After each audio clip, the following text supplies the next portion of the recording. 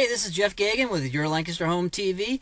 Today I wanted to talk about buyer agency listings and how agents work with the public in general. In Pennsylvania, we have real estate licensing law and the consumer notice, which are very clear, and we have to discuss that with all new clients whenever we meet with them so they understand the roles of a real estate agent in the process. Now, to make this really simple, let's just look at it this way.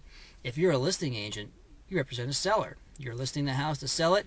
You don't represent any buyers that are coming along, just the seller. So if there's a buyer, then they're either going to have their own agent or they're going to work on their own and work with and discuss things with you as the seller agent.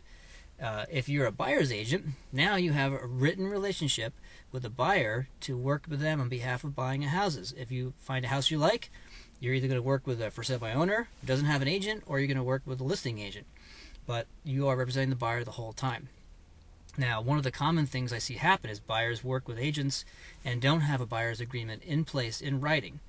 If that's the situation, then the seller automatically gets the representation of that agent. So if you're an agent working with a buyer looking at a house that you like and you don't have a buyer agency agreement with that agent, then your personal information is subject to being discussed to the seller if the seller so chooses. So don't work with an agent unless you have a buyer's agreement in place. It's a good idea. The last way that an agent can work with the public is through both sides. They call it a dual agency. And that's when an agent who's listing a property also signs an agreement with the buyer to represent them. They have to get the seller's authorization to do that, but even still, don't you think that's a little bit awkward? I don't really understand why somebody would want to get involved in a dual agency situation, especially if you're a buyer and you know that the agent already has a responsibility, a legal responsibility to the seller. Then why would I want to get involved in giving that agent my personal information, such as the most I'm willing to pay, things I are concerned about as far as inspections, those type of things. They're not really information the seller needs to know. So my recommendation is avoid dual agency like the plague if you're a member of the public. The last thing is that an agent can represent neither side and just do the paperwork.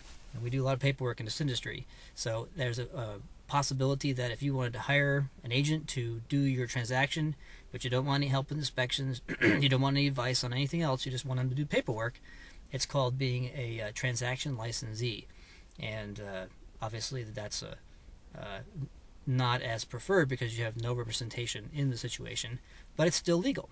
So those are the main ways that I can work with the public, and any agent can work with the public. So in summary, if you're a buyer, get a buyer's agency as fast as you can from the agent you like. If you're a listing agent, recognize that the agent is not going to give you the information of buyers. But if you're working with a dual agent, run screaming. In the meantime, have a great day. And if you have any questions, I'd love to hear from you at Jeff at Your Lancaster Home. And enjoy your afternoon.